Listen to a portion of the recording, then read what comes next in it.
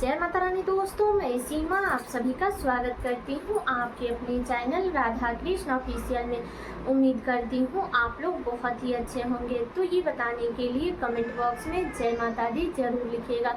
तो चलिए दोस्तों, आज हम इस वीडियो में जानेंगे कि साल 2025 में वट सावित्री का व्रत कब किया जाएगा। वट सावित्री व्रत के दिन हमें क्या खाना चाहिए, क्या नहीं खाना चाहिए। जिनका भी व्रत छूट गया है तो क्या वो व्रत उठा सकते हैं। जिनको भी पहली बार व्रत करना है तो क्या वो इस व्रत को अब की बार पहली बार कर सकते हैं। प्रेग्नेंट महिला इस व्रत को कैसे रखेगी और पीरियड में हम इस व्रत को कैसे करेंगे। इस दिन हमें क्या करना चाहिए, क्या नहीं करना चाहिए। इसी प्रकार के बहुत सारी महत्वपूर्ण बातें जानेंगे। तो आप लोग वीडियो के लास्ट तक बने रहिएगा, आप लोगों को सभी महत्वपूर्ण बातें जानने को मिलेगा। तो चलिए वीडियो को शुरू करते हैं और जान लेते हैं सभी महत्वपूर्ण बातें।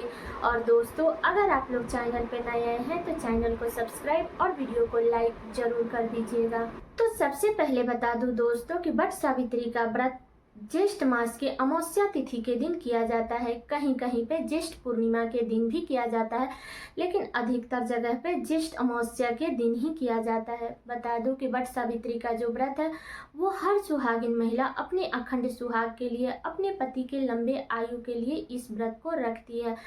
तो बता दूं कि अब की बार वट सावित्री का व्रत साल 2025 में 26 मई को रखा जाएगा। दिन है सोमवार, ठीक है। तो इस दिन हमें वट सावित्री का व्रत रखनी है। बता दूं कि जो लोग भी अब की बार पहली बार व्रत उठाना चाहते हैं तो वो लोग उठा सकते हैं। जो लोग भी व्रत उठाना चाहते हैं वो उठा सकते हैं, क्योंकि अब की बार कोई मलमास, खरमास, अधिक मास नहीं है, तो आप लोग उठा सकते हैं, ठीक है। और जिसका भी व्रत किसी भी कारणवश छूट गया है तो वो लोग भी अगर उठाना चाहते हैं तो वो अपने घर का परंपरा देख लेंगे, नियम देख लेंगे। क्योंकि बहुत सारे घरों में एक बार व्रत छूट जाता है तो वो लोग उठाने नहीं देते हैं, और बहुत सारे लोग हैं जो उठा लेते हैं। ये भी सोचते हैं कि क्या एक बार छूट गया तो हम मतलब कि पूरे जिंदगी व्रत नहीं रखेंगे, तो वो लोग उठा लेते हैं। तो आप अपने घर का नियम देख लीजिएगा। बाकी ऐसे व्रत छूट गया है तो आप लोग उठा सकते हैं, ठीक है। इस व्रत को प्रेग्नेंट महिला व्रत भी रख सकती है, पूजा पाठ भी कर सकती है, कथा भी सुन सकती है, पति पूजन भी कर सकती है, लेकिन वो लोग वट वृक्ष की फेरी नहीं लगाएंगी। इस बात का ध्यान रखिएगा, ठीक है। जो लोग भी पीरियड में हैं या उस टाइम पर जिनका भी पीरियड आ जाता है, अगर आपका 7 दिन हो गया है, पूरी तरह से फ्रेश हो गई हैं, तो आप लोग पूजा पाठ सारे कार्य कीजिएगा। लेकिन अगर मान लीजिए आपका 3 दिन, 4 दिन, 5 दिन हुआ है तो भी आपको इस दिन पूजा पाठ नहीं करनी है। जो भी घर में फैमिली सदस्य है उससे पूजा पाठ करवा दीजिए, या आसपास में जो भी लोग हैं उससे पूजा पाठ करवा दीजिएगा। आप सिर्फ उपवास रह जाइएगा, लेकिन आप लोग पूजा पाठ मत कीजिएगा। इस बात का ध्यान रखिएगा, ठीक है। तो वट सावित्री के व्रत में हमें तो सबसे पहले सुबह में जल्दी उठना चाहिए। उठ करके अपने नित्य कर्मों से निमित्त होकर के अपने घर के अच्छे से साफ सफाई कर लेनी चाहिए। इसके बाद में हमें स्नान करके साफ स्वच्छ वस्त्र धारण कर लेना चाहिए। और बता दूं कि बहुत सारे लोग बोलते हैं कि इसमें कोरा साड़ी पहना जाता है, तो इसमें कोरा साड़ी का कोई नियम नहीं है। आपके पास में है तो आप लोग कोरा भी पहन सकती हैं, या धूला फीचा साड़ी है तो वो आप लोग पहन सकती हैं, ठीक है। इसके बाद में आप लोग इस दिन 16 श्रृंगार जरूर कीजिएगा। अपने सिंदूरा से सिंदूर लगाइएगा, पायल, बिछुआ, मंगलसूत्र, पैर में महावर, ये सारे श्रृंगार हमें उस दिन करनी है। अगर आपके यहाँ सिंदूरा लेकर के वट वृक्ष के पास में जाया जाता है तो आप लोग जरूर जाइएगा।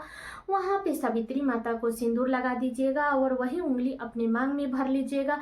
लेकिन किसी दूसरे को हमें अपने सिंदूरा से सिंदूर नहीं लगाना है, इस बात का ध्यान रखिएगा।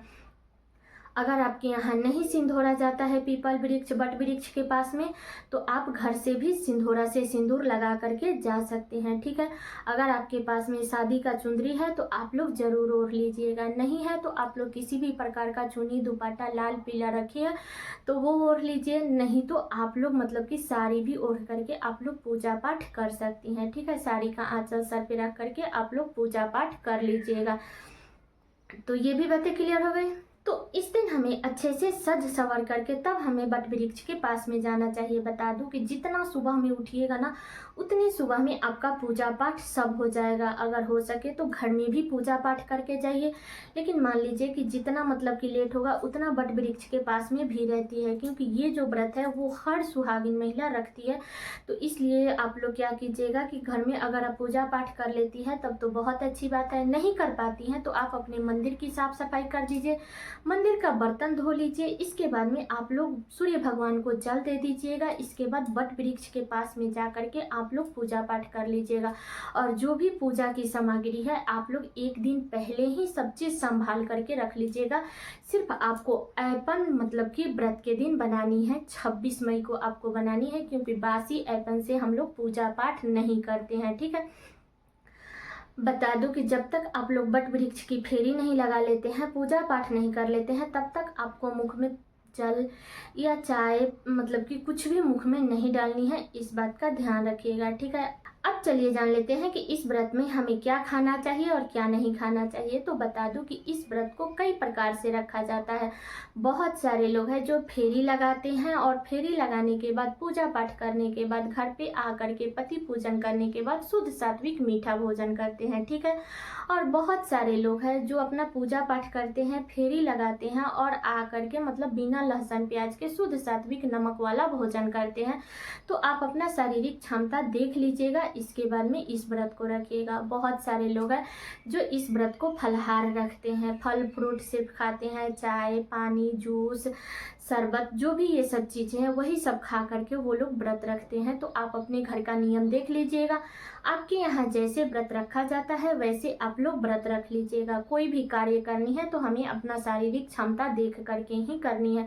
ऐसे तो ये खाने पीने वाला व्रत है, निर्जल व्रत तो है नहीं, इसमें ज़्यादा दिक्कत होता नहीं है। फिर भी हमें अपने घर का नियम देख लेना चाहिए कि वो लोग पहले से कैसे व्रत रखते आ रहे हैं, उसी प्रकार से हमें व्रत रखनी है। बता दूं कि इस व्रत में कोई नियम नहीं है कि हमें 108 बार ही फेरी लगानी है। आप अपने शारीरिक क्षमता के अनुसार 5 बार 7 बार 21 बार 51 बार या 108 बार जितना बार चाहे उतना बार काले चाने से, गुलगुले से, पुए से, इसी सब चीज़ों से फेरी लगाते हैं। कच्चा सूत से या डोरा जो आता है धागा कपड़ा सिलने वाला उससे भी फेरी लगाते हैं। तो आप लोग फेरी लगा लीजिएगा। ठीक है, थोड़ा सा सुबह में उठ जाइएगा तो आपका सारा कार्य हो जाएगा। तो आप लोग सुबह में जल्दी उठने की कोशिश कीजिएगा। ठीक है, जितना सुबह हो सके उतना सुबह जा करके हमें वट वृक्ष के पास में पूजा पाठ जितना सुबह आप लोग कर लेंगे उतने सुबह से आप लोग अपना जल ग्रहण कर सकते हैं, चाय पानी ये सब पी सकते हैं। ठीक है, बता दूं कि जब आप लोग वट वृक्ष के पास में जाइएगा पूजा पाठ करने के लिए तो वहाँ पे श्रृंगार का सामान जरूर चढ़ाइएगा। पति के लिए भी एक रुमाल कम से कम जरूर चढ़ा दीजिएगा। ठीक है, और एक बात और बता दूं कि अगर आप लोग बनियान चढ़ाती है, गंजी चढ़ाती है पति के लिए, तो अगर वो सफ़ेद है तो उसमें हल्दी लगा दीजिएगा थोड़ा सा, ताकि वो शुद्ध हो जाए। ठीक है, वहाँ पे श्रृंगार का सामान चढ़ाइएगा। अमावस्या का दिन है तो इस दिन आप लोग आटा सिंदूर का दान कीजिएगा, क्योंकि इसमें आटे का दान करना बड़ा ही शुभ माना गया है। तो आप लोग आटे का दान कीजिए, श्रृंगार का सामान दान कीजिए। अगर वहीं पे पंडित जी कथा कह रहे हैं तो आप लोग कथा जरूर सुन लीजिएगा, या घर पे आके दिन में कभी भी आपको समय मिलता है तो आप लोग कथा सुन लीजिएगा। बता दूं कि वट वृक्ष के पास से आने के बाद आप अपने पति की पूजन जरूर कीजिएगा। अगर पास में है तो पहले पति पूजन कीजिए। जो भी प्रसाद वहाँ पे लेकर के गई हैं, या फल फ्रूट लेकर के गई हैं, ड्राई फ्रूट लेकर के गई हैं, गुलगुला लेकर के गई हैं, पुआ लेकर के गई हैं, जो ही लेकर के गई हैं वो वहाँ से लाइएगा। पति को चंदन लगाइए, वो खाने के लिए दीजिएगा। जो भी प्रसाद है वो खाने के लिए दीजिए। पति के हाथ में कलावा बांधिएगा। पति को इस दिन पंखा जरूर झेलिएगा। जो पंखा से हम वहाँ पे वट वृक्ष के पास में हम पंखा झेलते हैं उसी से हम पति को भी झेलते हैं।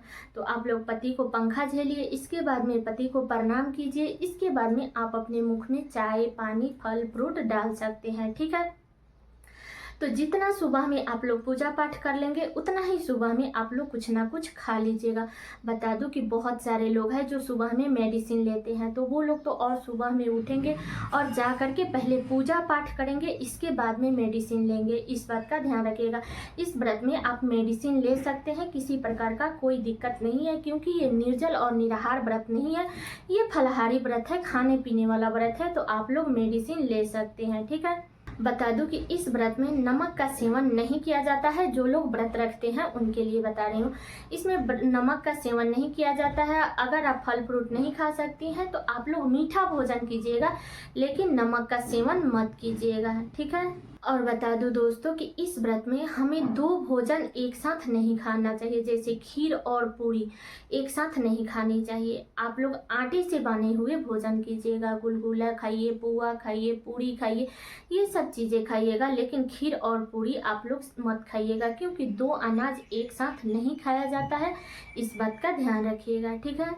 और दोस्तों, अगर आप लोग चैनल पे नए हैं तो चैनल को सब्सक्राइब और वीडियो को लाइक जरूर कर दीजिएगा। तो सारी बातें क्लियर हो गई कि हमें वट सावित्री के व्रत में क्या खाना है और क्या नहीं खाना है। तो आप अपने घर का नियम देख लीजिएगा, इसके बाद में हमें कोई भी व्रत करनी है। तो उम्मीद करती हूँ कि आप लोगों के लिए वीडियो बहुत ही उपयोगी होगा। तो ये वीडियो मेरा यहीं तक का था। कैसा लगा ये वीडियो आप लोग कमेंट करके ज़रूर बताइएगा। चैनल पे नए आए हैं तो सब्सक्राइब कर दीजिएगा, वीडियो को लाइक कर दीजिएगा और वीडियो को शेयर कर दीजिएगा। वट सावित्री व्रत में खाने से संबंधित सभी महत्वपूर्ण बातें जानने को मिल सके। तो चलिए दोस्तों, मिलती हूँ अगले वीडियो में किसी नए वीडियो के साथ में। तब तक के लिए नमस्कार।